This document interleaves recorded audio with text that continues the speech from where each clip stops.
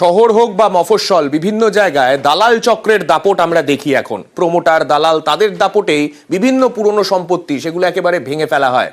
অশোকনগরের ছবি দেখাবো। অশোকনগরে এটা একটা লাইব্রেরি ছিল, এখানেই পড়াশোনা করতেন স্থানীয় শিশুরা, সেখানে গিয়ে বই পড়তেন। এই রকম একটা জায়গা, সেইটাকে পুরো ভেঙে ফেলা হলো প্রমোটিং করা হবে বলে।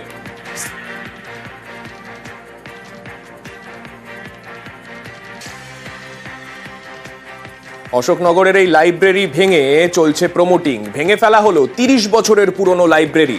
স্থানীয় মানুষজন তারা কি বলছেন, আমাদের প্রতিনিধি জিয়াউল রয়েছেন আমাদের সঙ্গে। জিয়াউলের সঙ্গেই কথা বলবো। জিয়াউল, এই যা পরিস্থিতি দেখা যাচ্ছে, সব তো ভেঙে চুরে এখন এখানে প্রমোটিং হবে বোঝা যাচ্ছে।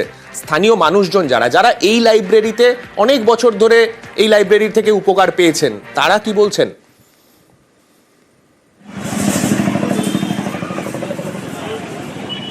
Doctor B.R.. আম্বেদকর নামাঙ্কিত একটি লাইব্রেরি রয়েছেন, কিন্তু সেই লাইব্রেরি প্রায় 30 বছরের পুরনো লাইব্রেরি। কিন্তু সেই লাইব্রেরি হঠাৎ নজর পড়ে এক প্রমোটারে, অর্থাৎ তিনি ধাওয়া বসিয়েছেন সেখানে এবং ঘুরিয়ে দিলেন। এবং এলাকার মানুষ যেটা অভিযোগ করছেন যে একাধিকবার তিনি ভাঙতে এসছেন, কিন্তু বারংবার তারা প্রতিবাদ করেছেন, তিনি সরে গেছেন।